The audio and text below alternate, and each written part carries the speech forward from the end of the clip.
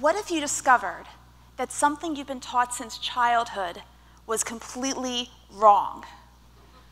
What if more than 5 billion people on Earth could prove it? Humankind has been a huge fan of milk and all things dairy for thousands of years. Of course, the caveman wasn't milking cows, but when animal domestication came about, so did dairy. We're all taught the wonders of milk. Want strong bones? Drink milk. Want a great source of protein? Drink milk. Want something for dunking your Oreo cookies in? Milk and cookies. Drink milk. Besides, how can you dispel the advice from people like Martha Stewart, Heidi Klum, Taylor Swift, Wolverine, Austin Powers, Bart and Lisa Simpson, and hundreds of other real and fake celebrities who all wore milk mustaches? Until about 3 years ago, I wore a nice thick milk mustache too.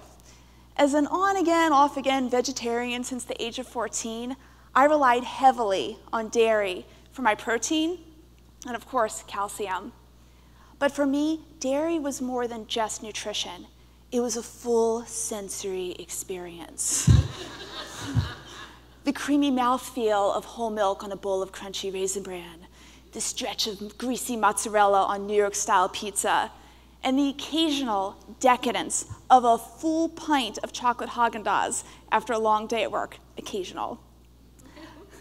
But on December 31st, 2012, I vowed I would never eat dairy again, and on that fateful day, I scarfed down, with tears, my last pint of chocolate Haagen-Dazs.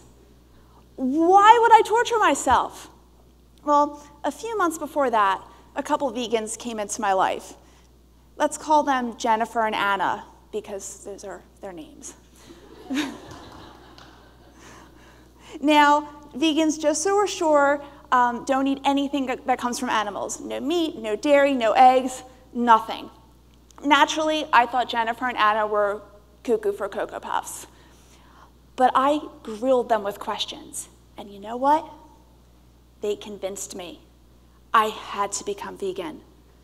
Now, to be completely transparent here, it wasn't because of anything they said, but I just looked at them and they were hot. And I say that platonically, I'm married, but I just turned 40 and I wanted to be hot too. Within 3 months of becoming vegan, I lost 15 pounds and required 2 fewer hours of sleep every night. That is without any physical exercise or other changes to my lifestyle. The biggest change I made was wiping away my milk mustache. Now, today, I'm not here to push my vegan agenda on you, well, a little bit. But I am passionate about making sure you're an advocate for your own health. Let's dispel some big myths about milk and look at the science behind it. First, there's calcium. We need calcium to survive. We need it for our bones, our muscles, our nerves, and thank goodness for cows, because for the longest time, I thought calcium came from cows, right? As a matter of fact, it should just be called calcium. Okay, I was wrong. Calcium, it's an element on the periodic table, it turns out, and it's formed during supernova explosions in space. It's also the 5th most abundant element on the Earth's crust. Okay, so how do cows get calcium? The calcium's in the soil. It goes up into the plant. The cow gets hungry. It eats the plant. The calcium goes to the bloodstream, through the mammary glands, and squirts out as milk. Okay, assume these are udders. It's the closest I have. Sorry. Okay. So, okay, in that case, so the cow is actually the middleman, right? Why not just eat the plant? Kind of makes sense. As a matter of fact, there are plenty of plant sources that are more calcium dense than milk. For example, fresh and dried herbs like basil, parsley, and thyme, sesame seeds, flax seeds, chia seeds, almonds, tahini, tofu, garlic, yum, Brazil nuts, blackstrap molasses, and also lots of dark leafy green vegetables. Now you have to look at more than just calcium levels. There's also calcium absorption. And this is where the scientific findings totally depend on people's agendas. If you ask pretty much any vegan and plenty of non-vegan nutritionists, they will say that calcium has much higher absorption rates when it comes through most plant sources. Dairy producers and others will say the opposite. Whom do you believe? One thing is for sure. The countries with the highest rates of dairy consumption overall have the highest rates of osteoporosis. The highest. They include Finland, Sweden, England, and woohoo, United States of America. Aren't we proud? The countries with the lowest rates of dairy consumption overall have the lowest rates of osteoporosis. Take China, for example. There are 1 billion people living there who are eating a virtually dairy-free diet, and you don't see them walking out of their home every day and breaking bones. They seem to do okay, and they don't have nearly the rates of osteoporosis that we have here in the United States. To be fair, there are other factors that contribute to osteoporosis, such as your vitamin intake levels, as well as physical activity. But let's look at the worldwide trends. Moving beyond calcium, did you know that humans are the only species to drink the breast milk of another species? It's creepy, I think. Mammals produce milk for their particular offspring, for their species. For example, human breast milk is designed for a human baby to grow slowly physically compared to other animals, but have rapid brain development. Cow's milk, on the other hand, is designed to take a cute little baby calf and beef it up to nearly 1,000 pounds in its first year of life.